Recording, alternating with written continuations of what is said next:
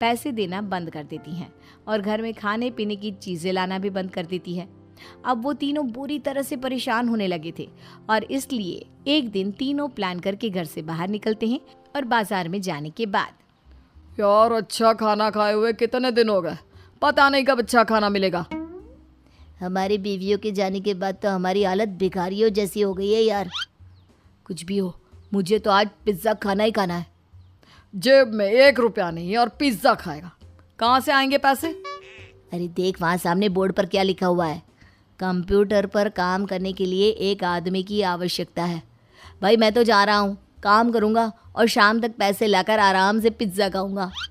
जा जा, तुझे कोई काम नहीं देने वाला, हम तो घर जा रहे हैं। चल भाई सुमित।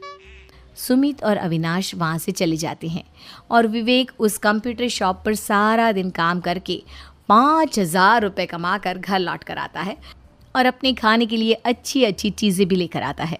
ये देखकर विवेक और सुमित के दिल में भी कुछ पैसे कमाने की इच्छा जागती है। अरे सुबह सुबह कहाँ चल दिए तुम? मम्मी जी एक बहुत अच्छी जगह मिली है, कंप्यूटर पर काम करने के 5,000 मिले थे कल मुझे।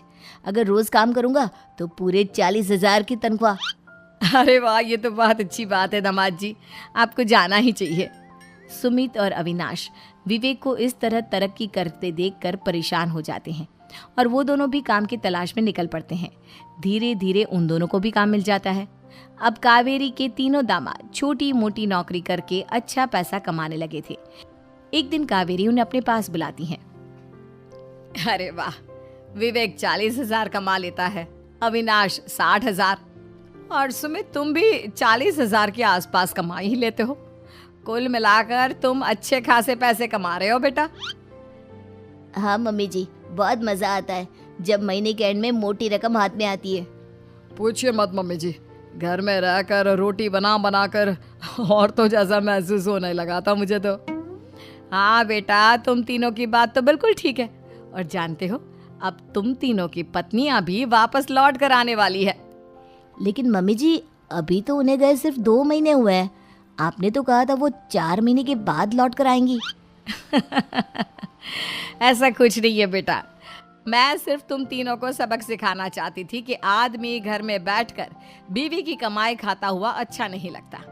इस दुनिया में हर इंसान को मेहनत करनी चाहिए, काम करना चाहिए, चाहे वो औरत हो या आदमी, ताकि अपने परिवार को संभाल सके। कावेरी की बात सुनकर उन तीनों को अपनी गलती का एहसास होता है और कावेरी उन्हें सच बता देती है कि ईशा, सुहाना और मोहिनी शहर में ही कहीं दूसरी जगह रह रहे थे। शाम के वक्त उन तीनों की पत्नियां लौट कर आ जाती है और कावेरी